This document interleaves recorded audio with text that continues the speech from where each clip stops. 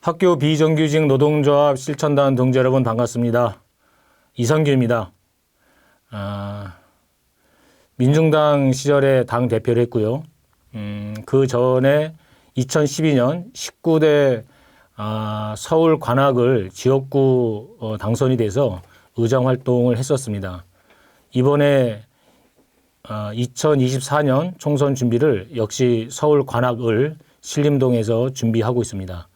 그래서 오늘 제가 말씀드릴 것은 신림동에서 어떻게 총선 준비를 하고 있는지, 신림동에서 당선되기 위해서 이상규는 무엇을 하고 있는지, 당원들과 그리고 조합원들과 함께하는 이 내용을 좀 말씀을 드리고, 그리고 현 정세에서 우리는 어떤 방향으로 가야 할 것인가, 노동조합의 방향, 그리고 진보 정당의 방향에 대해서 말씀을 드리겠습니다.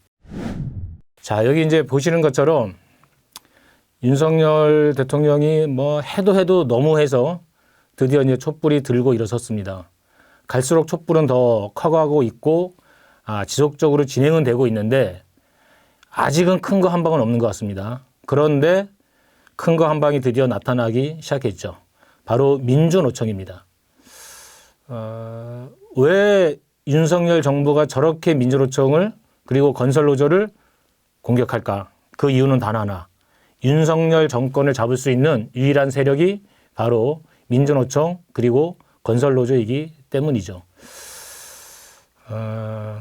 여기에 쐐기를 박는 것이 바로 진보당의 당선입니다.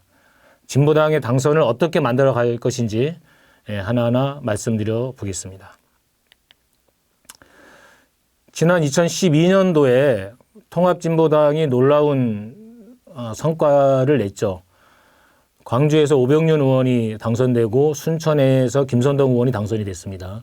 서울에서는 노회찬, 이상규가 진보정당으로서는 처음 서울 지역구 당선이라고 하는 쾌거를 이루었죠.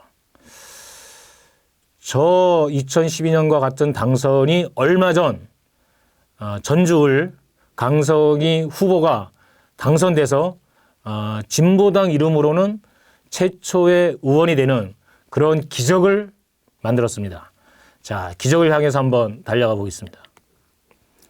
당선의 길 첫 번째는 피땀 눈물인데요. 이게 이제 제가 최근에 쓴 책입니다.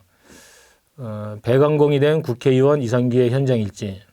이거는 뭐 제가 제안한 제목은 아니었고, 저는 건설 노동자의 피땀 눈물 이렇게 제안을 했는데요. 뭐 여러 사람들이 그게 별로라고 해서 부제로 밀려났습니다. 건설 현장에서 일을 하면서 많은 것을 느꼈습니다. 현장에서 흘리는 피땀 눈물 그대로 지역에서도 주민들과 함께 해야 한다. 건설 현장에서 건설 현장을 바꿀 수 있는 유일한 희망은 노동조합이라고 생각을 했습니다. 그래서 이제 저 글은 본문에 있는 그 글인데요. 노동조합이 만들어지고 나서 노동조합은 자기의 이해관계를 위해 투쟁하지만 그 결과는 전체 국민의 생명과 재산 보호로 이어지게 되어 있다. 정규조가 만들어지고 나서 교육 현장의 촌지가 없어졌고요. 공무원 노조가 만들어지고 나서 일선 공무원에서의 여러 비리가 없어졌습니다.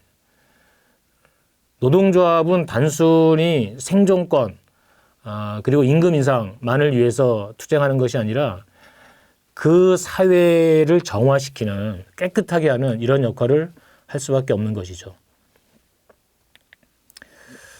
그래서 최근에 민주노총의 거센 탄압이 들어오고 있는데 이미 노동 탄압의 칼날이 노동자들의 목을 겨누고 있지만 그 칼이 노동자에게 생채기를 내고 피를 흘리게 할 수는 있습니다. 벌써 몇 명 구속이 됐고 압수수색은 수없이 이루어지고 있죠. 그러나 그 칼은 곧 부러질 것입니다. 윤석열은 부러질 것입니다. 인류 역사 이래 대제국은 명멸해도 권력은 오래 가지 못했습니다. 그렇지만 어느 사회가 되든 일하는 사람들의 집단적 생명은 한 번도 끊긴 적이 없었습니다.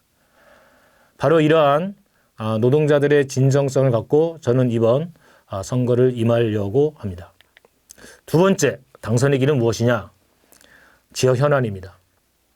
어쨌든 지역 현안을 진보적 시각에서 날카롭게 분석하고 대안을 찾아서 주민들과 함께 나가겠다는 것이 당선의 길 두 번째입니다. 자, 그럼 세 번째는 선거 구도인데요. 이 선거 구도 굉장히 중요합니다. 이번 전주 선거에서도 민주당이 공천을 하지 않았죠. 민주당이 나왔으면 쉽지 않은 선거가 됐을 겁니다. 다음에 국민의힘의 유력한 후보였던 정운천 의원이 마지막에 불출마 선언, 출마를 포기했습니다. 이것도 역시 저희들에게는 호재였습니다. 정의당이 출마를 하지 않고 녹색당과 진보당이 정책협약을 맺음으로써 사실은 진보 정당들의 연대, 후보 단일화 구도도 형성이 됐습니다. 그래서 강성희 후보는 정당으로는 국힘 하나와 그리고 민주당 출신이지만 무소속과 이 3파전 양상을 잘 벌이면서 선거 구도를 짜나갔던 거죠. 제가 당선됐던 2012년도에도 관악구도 야권 단일 지역이었음에도 불구하고 민주당 현역 의원이 이에 승복하지 않고 무소속으로 뛰쳐나가서 민주당 조직을 전부 다 갖고 선거를 치렀습니다. 즉 민주당 대 새누리당 대 그리고 통합진보당 이상규 3파전으로 선거를 치렀었죠. 이 3파전을 만드는 것이 중요하다고 보는 겁니다. 당 해산되고 나서 그 이듬해 2015년에 그 보궐선거에서는 당시 새누리당 오신환 그리고 민주당의 정태호 그리고 정동영 이렇게 3파전을 벌여서 어부지리로 새누리당 오신환이 당선이 됐고요.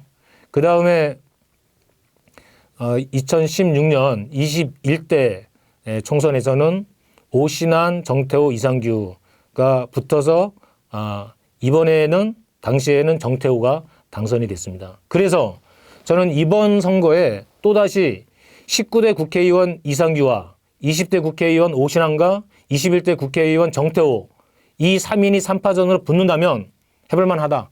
이 구도를 만드는 것이 당선의 길 중에 유력한 내용이 되겠습니다. 다음 네 번째가 전주 보궐선거가 아니라 재선거죠. 전주 재선거에서 승리하는 것입니다. 강성이라고 하는 인물이 혜성처럼 나타났습니다. 현대차 정규직화 승리를 했음에도 불구하고 정규직 자리를 내던지고 비정규직 택배 노동자로 다시 들어갔습니다. 그러다가 생각지도 못한 전주 선거에 뛰어들게 됐고 그 진심을 갖고 드디어 여론조사 1위로 치고 올라가기 시작했습니다. 어마어마한 것이었죠. 전국의 수많은 당원들이 힘을 모았고 특히 광주, 전남 당원들과 현역 지방 의원들의 그 엄청난 헌신, 노력 정말 대단했습니다. 그 열기에 힘입어서 드디어 강성희 의원이 탄생됐습니다. 그리고 국회에 들어가자마자 제 일성이 양곡관리법 반대 토론을 했는데 첫마디가 윤석열 정부에 대해서 국민의힘에 대해서 그냥 직격탄을 날려버렸죠. 얼마나 좋습니까? 강성희 의원 한 명이 여의도를 전국을 들었다 놓고 있습니다. 모든 사람이 진보당을 강성희를 주목하고 있습니다. 전북 전주을 출신 진보당 강성희입니다. 농민 생존권을 무참히 짓밟은 윤석열 대통령의 거부권 행사는 농민들의 고통을 방치하고 농업을 말살시키겠다는 반농민 선언입니다.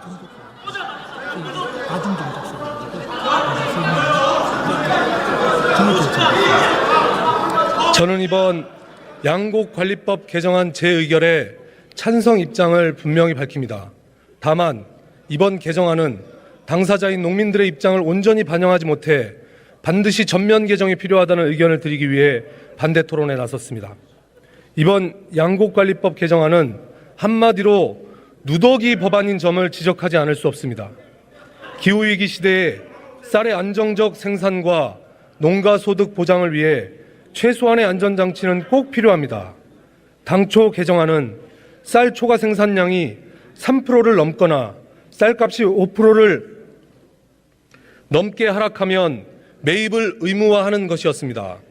그러나 이번 개정안은 3에서 5% 이상 생산량이 초과하거나 5에서 8% 이상 가격이 하락할 때로 구간을 설정하는 등 정부의 재량 범위를 확대했습니다. 대폭 후퇴한 개정안이 아닐 수 없습니다.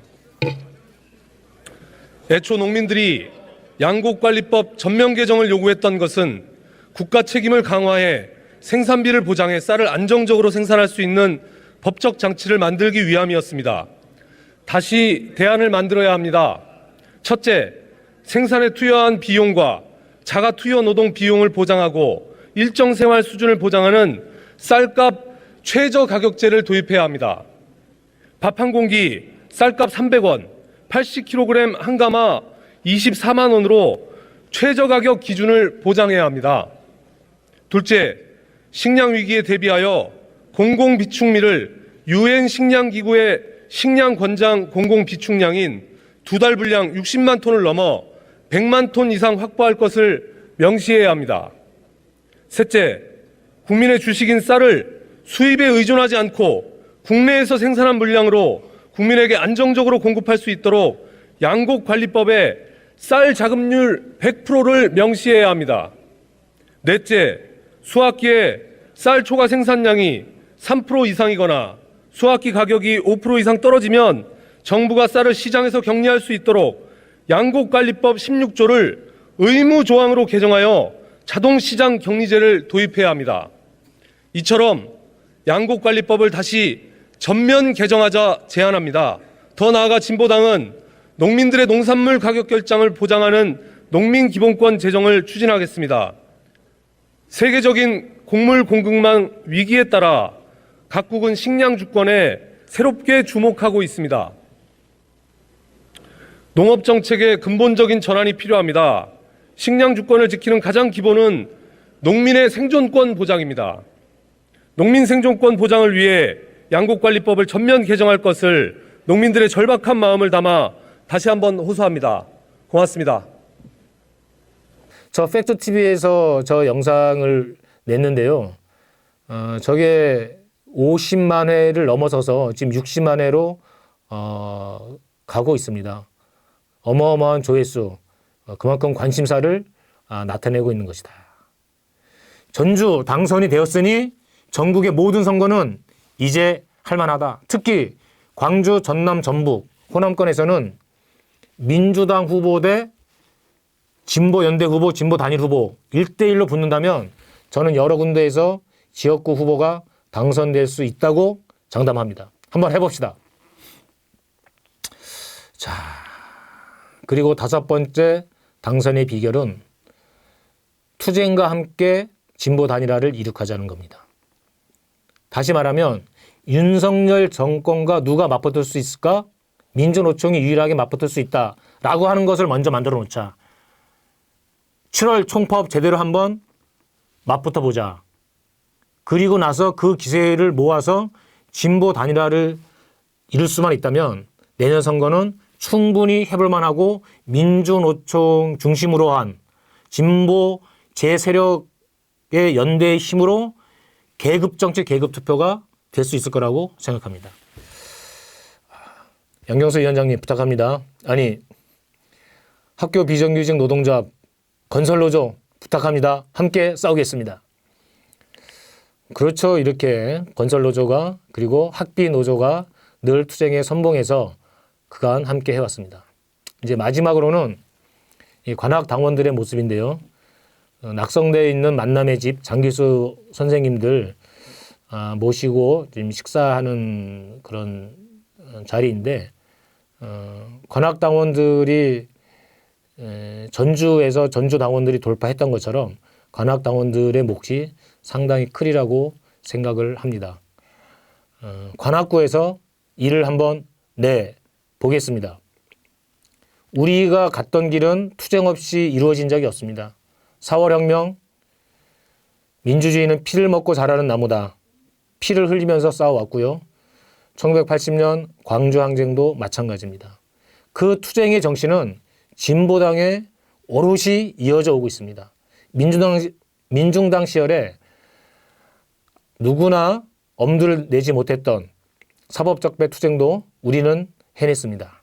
자, 이제 그 다음의 길로 지난 지방선거 성과를 이어서 그리고 전주을 당선을 이어서 2024년 총선 함께 나아갑시다. 관악에서 당선의 길을 말씀을 드렸는데 전주을 당선으로 해서 전망이 너무나 밝습니다. 우리는 해볼 수 있습니다. 함께 갑시다. 이제는 정세 얘기를 좀 해볼까 하는데요.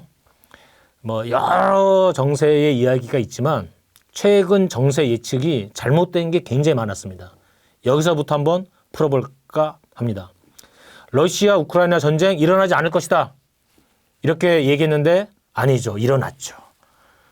전쟁이 발발하자 다들 속전속결로 러시아가 승리할 것이라고 얘기했습니다.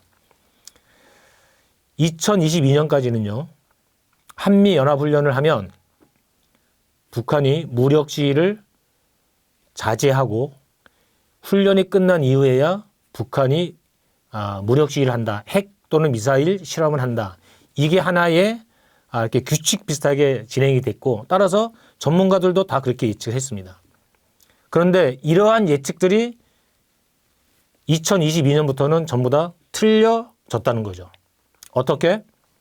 러시아 우크라이나 전쟁은 장기전 그리고 대치전의 양상으로 지금 가고 있습니다. 언제 끝날지 모릅니다. 벌써 1년이 후딱 지나갔습니다. 그리고 작년부터는 한미연합훈련을 하면 연합훈련 도중에 북은 전면적으로 군사훈련 내지는 각종 미사일 발사로 전면 대응을 하기 시작했습니다. 심지어 전술핵 운영까지 그 수위를 높여가고 있죠. 이제 또 하나는 이제 집값 변동 요인이라고 하는 건데 문재인 시절에 집값이 어마어마하게 올라가서 이건 말이 안 된다. 규제만으로 집값을 잡을 수 없다. 그래서 지난 대통령 선거할 때 모든 후보들이 이구동성으로 집값을 잡으려면 공급을 확대해야 된다. 집을 많이 줘야 된다. 그런데 정권이 바뀌었어요. 윤석열 정권 들어서고 나서 집 공급이 갑자기 늘어난 게 아님에도 불구하고 어떻게 됐습니까? 집값은 속절없이 추락하기 시작했습니다. 그러면 수요 공급에 따라서 대한민국의 집값이 결정되는 건 아니더라 라고 하는 것이 보다 명확해졌다는 겁니다. 요거에 대한 답을 오늘 다 얘기할 수 있을지는 모르겠습니다. 요거는 다음 과제로 넘길 수도 있습니다. 자, 러시아 우크라이나 전쟁은 장기화되고 있는데 그 이유는 실제 싸우는 군인이 우크라이나 군인일 수도 있지만 모든 무기, 물자는 미국 것이다. 사실은 미국과 러시아의 지금 대리전 양상으로 가고 있기 때문에 이렇게 대치가 되고 있는 거죠. 하이마스라고 하는 고속 기동 로켓포, 조기 경보기, 정찰기, 그다음에 요격 미사일 전부 다 미국 겁니다. 결국은 이 서방의 모든 심지어는 대한민국 포탄까지 지금 우크라이나로 갔다는 거 아닙니까? 러시아가 가만히 있을 수 없죠. 그러니까 이제 핵 전쟁까지도 일어날 수 있다. 서방이 핵을 쓸 수도 있다. 그럼 자기들도 대응하겠다. 이렇게까지 지금 가고 있습니다. 그런데 여기서 이제 우리가 봐야 할 것은요. 러시아를 압박하기 위해서 서방에서는 경제 봉쇄를 했습니다. 그런데 봉쇄를 당한 러시아는 역대 최고의 흑자를 기록해서 현금에서 헤엄치고 있다. 오히려 미국의 근원 소비자 물가가 폭등하면서 미국 경제가 어려워지고 그래서 금리를 급격하게 올리기 시작했죠. 자, 물가가 올라갔습니다. 러시아 우크라이나 전쟁 당연히 에너지 가격이 올라갔죠. 석유 가격이 올라갔죠. 그다음에 곡물 가격이 올라갔습니다. 그래서 그 결과 터진 곳은 자 보십시오. 지금 물대포 쏘고 있고 저 스님 같은 분이 방독면을 쓰고 저 체류탄을 집어서 다시 던지는 겁니다. 수많은 군중이 어딘가를 몰려들었는데 저기가 어디냐? 스리랑카입니다. 스리랑카는 너무나 높은 물가 그리고 이것을 대처하지 못한 이 당국에 항의하면서 대통령궁을 저렇게 점령을 하고 대통령은 도망갔죠. 그런데 그 다음은 어디가 될 것인가? 많은 언론과 전문가들은 저렇게 이제 빨간 줄 친 데를 보시면 스리랑카에 이어서 방글라데시, 라오스, 파키스탄, 남아시아 국가들이 연쇄적으로 경제 위기에 빠져들고 있다. 거기서 또다시 무너질 것이다. 또는 아르헨티나나 베네수엘라, 남미 국가가 경제적으로 파산당할 것이다. 라고 예측을 했는데 러시아, 우크라이나 전쟁만 예측을 잘 못한 게 아니고요. 그 후속에 대해서도 저 예측은 역시 빗나갔습니다. 그래서 어디에서 터졌다? 세계 최강국 중에 하나라고 하는 영국 경제가 결국은 무너지기 시작했습니다. 새로 들어선 총리, 트러스 총리가 대처하고 똑같이 하겠다. 즉 엄청난 부자 감사를 하겠다라고 해버리면서 이게 이제 몇십 조가 시장에 풀리는 효과이기 때문에 금리를 올려서 이 물가를 잡아야 되는데 오히려 영국에서는 수십 조를 푸는 효과, 부자 감세를 하겠다고 하니까 영국 경제에 대한 신뢰가 흔들리면서 국채가 곤두박질 쳐버린 거죠. 버티지 못하고 45일 만에 총리가 사임을 하면서 겨우 저 위기를 봉합합니다. 일시적으로. 어쨌든 영국이 일시적으로 어려워졌어요. 그럼 또다시 아시아나 또는 남미 국가의 경제가 문제가 됐을까요? 그렇지 않고 미국 은행이 파산됐습니다. 실리콘밸리 뱅크. 블랙 먼데이 공포가 왔죠. 자, 저 이유는 뭐냐면 금리를 인상하면 주가도 떨어지고 부동산 집값도 떨어지지만 채권도 떨어집니다.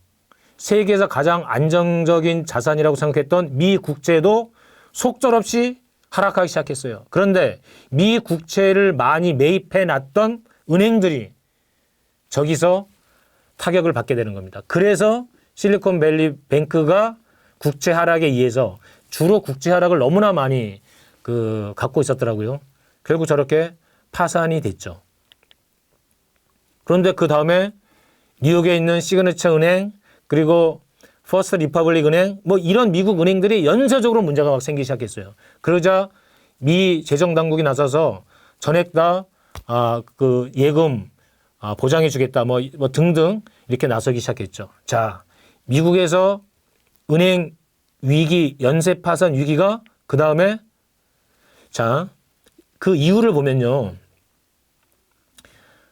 금리 인상 때문에 국채 매입한 미 은행들의 잠재 손실액이 추계액이 무려 800조 원이나 됩니다. 어디서 어떻게 터질지 모른다는 거죠. 미국 금융 전체가 혼란에 빠질 수도 있습니다. 물론 아주 빠른 시일 내에 잘 봉합하고 맞긴 했습니다. 그러나 이것은 말 그대로 일시적인 봉합에 불과하죠. 큰 게 언제 터질지는 아직 모릅니다.